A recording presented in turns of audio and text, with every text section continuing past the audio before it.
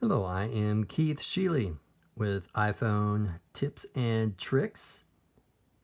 Today I'm going to discuss about reducing tracking with COVID-19, Apple, and third parties. And so you may not have been aware of it, but it is possible that your iPhone could be turned into a tracker for the purpose of reducing COVID-19 encounters and making sure that you are quarantined if you happen to get it. Let me tell you a little bit more about that. If you go to your settings and then go to General, then Software Update, this is where you will have updates for your iPhone. Now, some people may have these set up for automatic updates. I do not, because I want to see what each one is and then make the decision of whether or not I choose to do the update. So with this, you will see that iOS 13.5 speeds up access to the passcode field on devices with Face ID when you are wearing a face mask and introduces exposure notification API to support COVID-19 contact tracing apps from public health authorities. So this you'll find on the iPhone. You won't find it for the iPad because people don't typically carry their iPad wherever they go, but you will find it on the iPhone. And the purpose of it is to be able to track your location. So let's say you go to the doctor and you are discovered to have COVID-19. At that point, you will have these contact tracing people that can get a hold of you and determine where you've been for the past couple of weeks, and then begin to make contact with every individual that they are aware of possibly coming in contact with you, so within 6 feet. And then placing those individuals in a quarantine. So maybe stay at home, whatever, but they will be able to track and determine where the spread is going. So looks good on the outside. On the flip side, if you don't like being tracked, this will give the ability for the authorities to track you, especially if you've been diagnosed with COVID-19. Every family member, every person you've been in contact with within that window will then be contacted by them, and then they too potentially put under a quarantine. So that is what this does. Now let's go and check out something else when it comes to security for your iPhone. When you go under the general settings here and scroll down, we will look at Siri and search, but we're going to address that a little bit later. Emergency SOS. Now this is something that you would want to leave on because this will allow you to contact emergency services if you are needing help badly. And you're only able to grab your phone, to press a couple of buttons, it will automatically contact them. The other thing is, when you put a contact person in this emergency SOS, if something were to happen to you and somebody else is able to get to your phone, this will pop up so that they know who to call. So I would advise to use this. So let's go to the next thing. Location services. You'll find that under settings, then privacy, and then location services right on the top here. So this you can turn off, but if you turn it off, absolutely everything regarding your phone cannot be tracked. And so the GPS, Bluetooth, crowdsourcing, Wi-Fi hotspot, cell tower locations, these are turned off for tracking purposes. Now, you can leave it on and then make adjustments down below. And we'll discuss that here shortly. There's also these location alerts. And so with the location alerts, you can see here that it shows map in location alerts. So when you're using this, a particular service provider, if you've been searching for clothing, for example, and you get into the vicinity of that particular provider, you may begin to see ads pop up and a map pop up to where that provider is. So that would be specific to that specific app provider. Each app designer can choose what those alerts look like, and they can use your information accordingly for the purposes of making more money off of you, as well as providing a service that can be helpful. Now, down here, you'll see share my location. I do share my location, and you'll want to use specifically find my iPhone. So I have that active. If you click on that, you'll see that it is active. So if I lose my iPhone, I can use another device, log into my Apple account, and determine where my iPhone is. If you turn that feature off, you will not be able to find your iPhone. The other thing is sharing your location with others. And so if you leave that on and you send a text message, you'll be able to, for example, send them your information so they know exactly where you're at. So I do utilize that feature. Now down here, you have various apps, and you'll find that some will always be turned on, some will never be turned on, some are while using. Let's open up the Apple Watch faces. So I have this set for while using. You'll see that I can also change it to never, ask next time, and while using the app. And so I actually have this on. And if you see this little arrow there, what that arrow means is in the past 24 hours, my watch has automatically shared its location. And the location is specifically with the area of weather. And so I like to know what the weather is where I'm at. And so it's able to do that in the background and update in the background. If you want that off, you can turn that off, and then that particular feature would not be available on the watch. So go through all of your apps and determine what you want to have active and what you do not want to ever share. So for example, while I'm using possibly a bank app, I will have that as while I'm using. And the reason that I have that active is because if I'm in a particular part of the country and in another area of the country or world, my account is accessed, there's also going to be an automatic check where I won't be allowed into the account because it notices that I'm not in my typical spot. So that's what I have done because I want to make sure that that information remains secure. It just offers a little extra checks and balances. All right, so let's go to the next thing, which is analytics and improvement. So we'll back up here. And you'll see right under here, the privacy, analytics and improvements. So with this one here, you can share the iPhone and watch analytics. So all of the data here, when you're using your phone, this can be sent to Apple. And the purpose of it, according to their side, is to improve the product that they're offering to the consumer. It allows them to be able to see the usage, see where things aren't functioning as appropriately as they should, improve the speed, etc. They'll be able to use that information to make the product better for you. Now, with this analytic data, I want to show you something here real quick.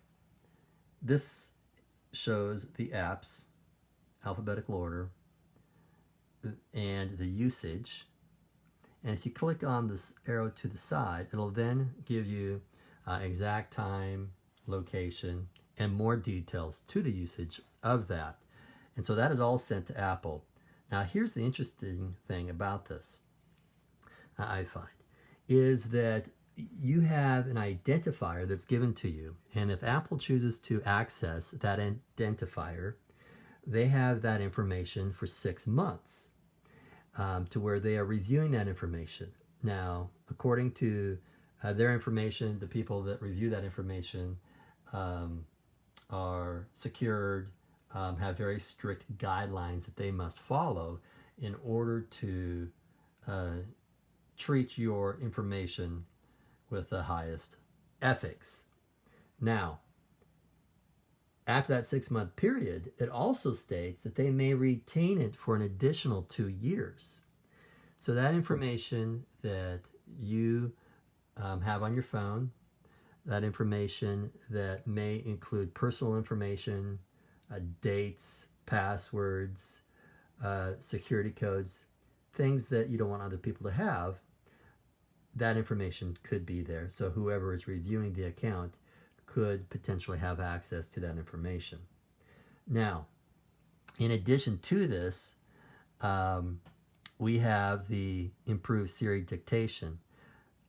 What this does is that everything that you have said falls into that 6-month, falls in that 2-year category.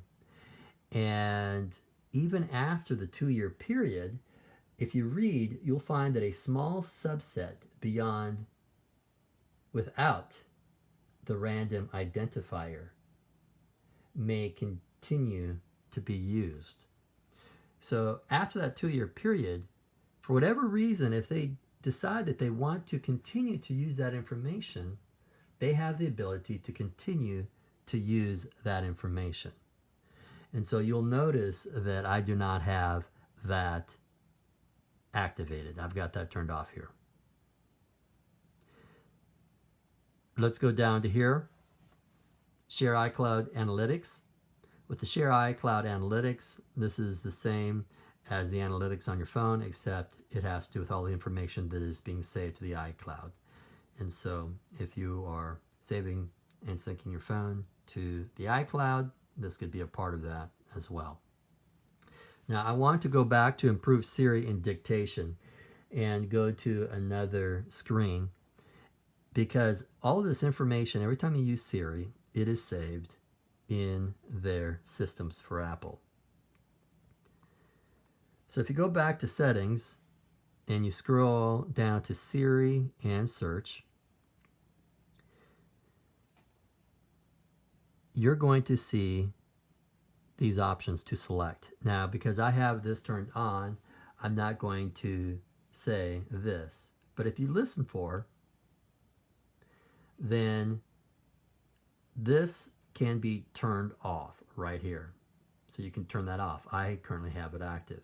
The other one is press the side button for Siri as well.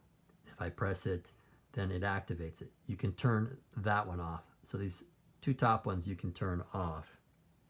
Now, Siri and dictation history. This is the point where you definitely want to make sure that your phone has been backed up. Back up your phone either with iTunes or back it up with the iCloud. Once that has been backed up, if you want to remove all of the information from Siri, all of that dictation history, this is where you'll do that. You'll click here, and you'll begin the process of removing that. And so if you do that, it'll delete everything. You might have difficulty getting Siri back on. But if you do have information that you don't want out there, then this is something that you would want to do to remove it. Now, here's one thing to note with Siri and dictation history. Even if you delete this, there's some information that's possible that may not be deleted. And that is if they have already used that information and it's been part of their study, then that information could fall outside of the information that gets deleted. And so they would still have access to that. Interesting, isn't it? Okay, so let's go to the next item, and that is advertising. Back to settings here. Privacy.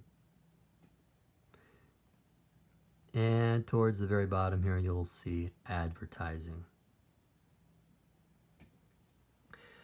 So here, you will want this on, limit ad tracking.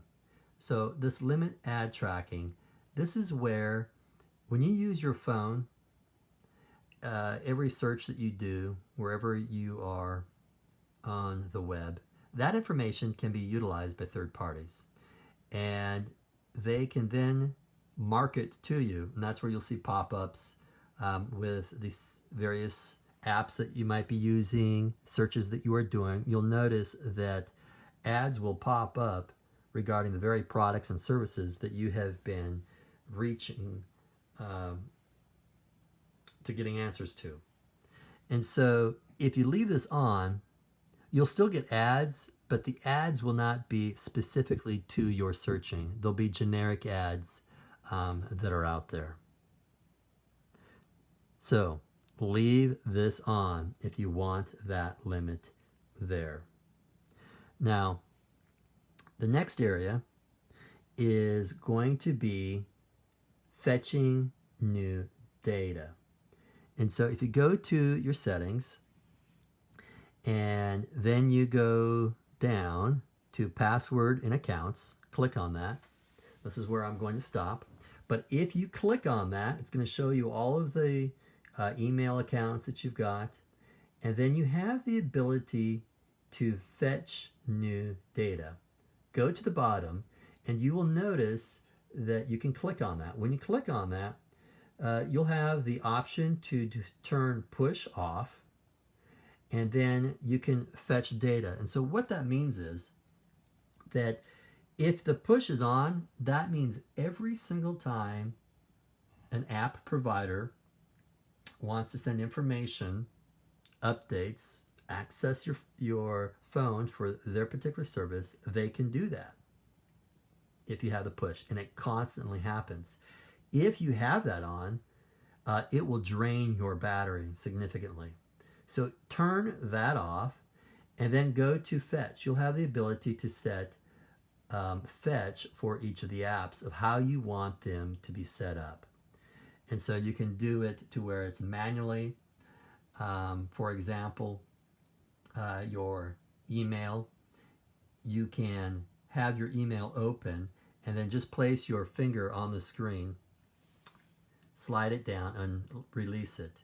And when you do that, it will then update your email. So you can do it that way, for example, or you can also do it to where it updates it every 15 minutes, or that it'll fetch the data every half hour, or that it will fetch the data every hour. Make those adjustments, make sure that the push is turned off, and set the fetch parameters to each app the way that you want it. Now, for the last one, let's go to background app refresh. So in the settings, if you go to general and then background app refresh. So you will notice here that this offers a list of your apps once again, and you'll see where it is green. This is where the background app refresh takes place. And so it's just automatic. There are a few of these that are active. Some of these, like the Amazon photos, I want this to be working. So if I take a picture, it just automatically does it. So I do have a few of these things that are active. And if you look right up here, it says allow app to refresh their content when on Wi-Fi or cellular in the background. Turning off apps may help preserve battery life. So go ahead and set these up accordingly, and then you'll be able to improve your battery life significantly. Final note, this will allow apps to download data in the background when you are not using them. So use that in mind when you're looking at each app, to if you want that particular app to actually be downloading data in the background. So that completes the iPhone tips and tricks regarding reducing tracking with COVID-19, Apple, and third-party apps. Please like, share, subscribe, leave your comments below. Have a great day.